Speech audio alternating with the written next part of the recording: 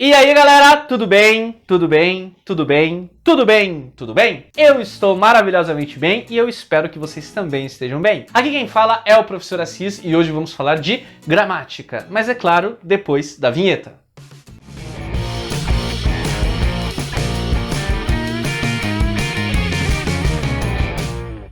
Muito bem, galera, então estamos aqui mais uma vez para falar de gramática. Sim, de gramática. No último vídeo nós falamos de fonologia, dos sons de uma língua, da parte sonora de uma língua, né? Hoje nós falaremos de uma coisa que sim tem a ver com línguas de uma maneira geral, mas não é assim uma regra gramatical, por assim dizer. Hoje nós vamos falar de variação linguística, beleza? Bom, a primeira coisa importante é definir o que é variação linguística. O que é variação linguística? Você sabe o que é variação linguística? Variação linguística, a gente pode dizer que é uma forma diferente de falar um mesmo idioma. Como o próprio nome já sugere, é quando a língua varia de alguma forma. Beleza! A gente sabe então que é quando a língua tem uma certa mudança, sofre uma certa mudança. Só que é muito importante então a gente pensar que variação linguística eu tenho dentro do mesmo idioma. Como assim? Vou pegar como base a língua portuguesa, que é falada aqui no Brasil e que também é falada, por exemplo, em Portugal e na Angola, certo? Quando eu falo do português do Brasil, do português de Portugal e do português da Angola, eu tenho uma variação linguística pelas diferenças de um lugar para o outro. Quando eu falo, por exemplo, de um americano que está aprendendo português, embora ele não fale, assim como nós brasileiros ou como os portugueses, a gente não pode dizer que tem exatamente uma variação linguística porque ele está aprendendo, então não é a língua nativa dele. Tá, então ficando estabelecido o que é variação linguística, agora então a gente vai pensar no seguinte: quais tipos de variação linguística a gente tem? A primeira variação linguística que eu vou citar para vocês, não que tenha uma ordem de estudo, é a variação linguística geográfica, que também é chamada de regional ou ainda um nome um pouquinho mais complicado, diatópica. O que é a variação linguística diatópica, regional ou geográfica? Assim como o próprio nome já sugere, é a diferença da língua em determinados lugares. Aqui no Brasil, a gente fala uma determinada palavra que em Portugal tem outro significado ou eles usam de outra forma. Isso aqui é um exemplo. A palavra pastelaria aqui no Brasil é para um lugar que vende pastel. Pastelaria em Portugal é tipo uma padaria. Olha a diferença. Isso acontece também dentro do próprio Brasil. Por exemplo, a palavra menino no Rio Grande do Sul é guri. Aqui no Paraná é piá.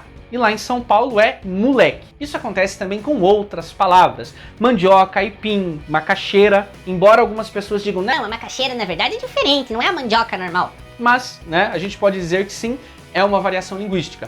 Mais uma variação linguística que também é bem legal é a variação histórica. Ou o nome complicado, diacrônica. O que é a variação histórica ou diacrônica? É quando a palavra muda com o passar do tempo. O exemplo mais claro disso para nós hoje em dia, talvez o mais comum e que você encontre em algum livro ou alguma coisa, é a palavra você, que antes era vossa mercê, depois evoluiu, virou vós mercê e hoje em dia é apenas você. E talvez um dia chegue apenas a C. A letra C, a letra E e um acento circunflexo. Pode ser que um dia chegue nisso. Outros exemplos que também acontecem é na escrita. Por exemplo, a palavra farmácia. Antes ela era escrita com PH, como se fosse farmácia, mas a pronúncia era a mesma. Uma outra variação linguística que a gente tem é a variação sociocultural, que também tem um nome complicado, que é diastrática. O que é a variação diastrática ou sociocultural? É a variação, como o nome sugere, sociocultural, de acordo com o meio social em que determinado ou determinados indivíduos vivem ou de acordo com a cultura ou excesso ou falta dela para a pessoa. Algumas pessoas até podem confundir a sociocultural com a geográfica. Como? Quando?